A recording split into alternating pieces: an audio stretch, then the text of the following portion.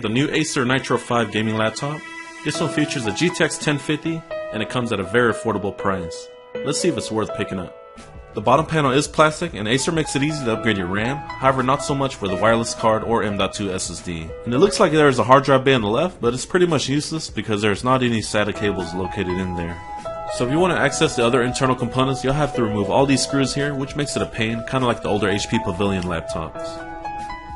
This laptop features an Intel 600p M.2 256GB SSD. Damn, that was a mouthful. It's pretty quick, but it's not blazing fast. There is some display flex, especially towards the center, but it's pretty much on par with most budget game laptops in this range. And there's hardly any keyboard flex. Overall, the deck feels solid.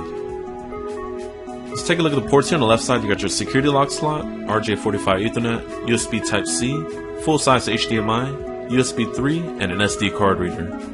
On the right, you got your headset microphone jack combo, 2 USB 2s, and your charging port. The top section is made out of plastic, but has like this wannabe looking brushed aluminum finish that adds a really nice touch. And in terms of gaming aesthetic, it looks pretty minimal with just a red stripe on the top. The interior of this laptop actually looks pretty good for a budget game laptop in this price range. You got your Nitro logo towards the top, and towards the back you have your heat vents catered to one side. We'll see how it performs later in the gaming test. The 15.6-inch Full HD IPS panel is made by LG Philips, and it has poor color accuracy, and that's kinda expected at this price point. However, the viewing angles and brightness levels were above average, coming in at around 261 nits.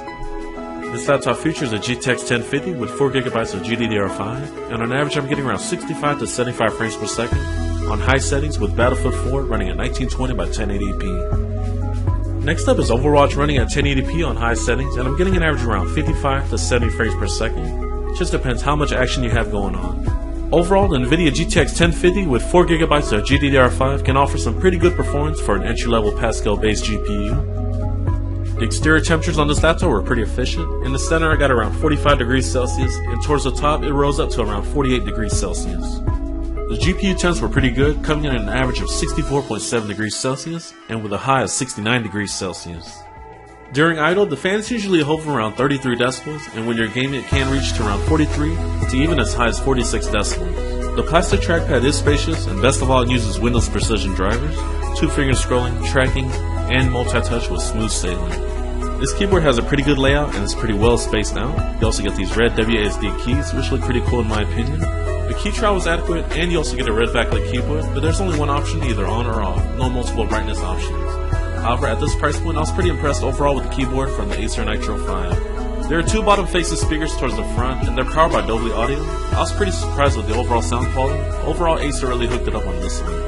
The 48 watt-hour battery pack is small for a 15-inch gaming laptop, but I was pretty surprised what Acer was able to squeeze out of this small battery pack.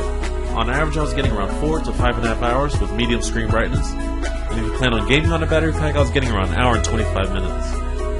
Alright, so here's a quick recap of the Acer Nitro 5. I was pretty impressed overall with the performance from this laptop. The build quality is good for an $800 gaming laptop. The 15-inch IPS matte panel is adequate, with good viewing angles and brightness levels. The only knock was the low color gamut. The performance from the GTX 1050 is solid for an entry-level GPU, and the quad-core i5 7300HQ has some good horsepower to back it up. The trackpad is pretty smooth and responsive thanks to the Windows Precision drivers. Expandability does kinda suck though. You really only have access to the 2 RAM slots. Everything else like the M.2 SSD and wireless card is all underneath the main plastic cover. However, if you can catch this laptop on sale for $680, that's a steal in my opinion. At the time of this video, Micro Center currently has it on sale right now. It's a no-brainer at that price point. Alright guys, this completes my full review on the Acer Nitro 5. Hope you guys enjoyed it, but I'm pretty curious on you guys' opinion on this budget gaming laptop. I know many of you guys are looking for a laptop around this range with a GTX 1050 or even a TI version. I really want to know if you guys plan on getting this laptop or looking elsewhere. Let me know in the comments down below. Alright guys, thanks for watching. I'll catch you guys next time.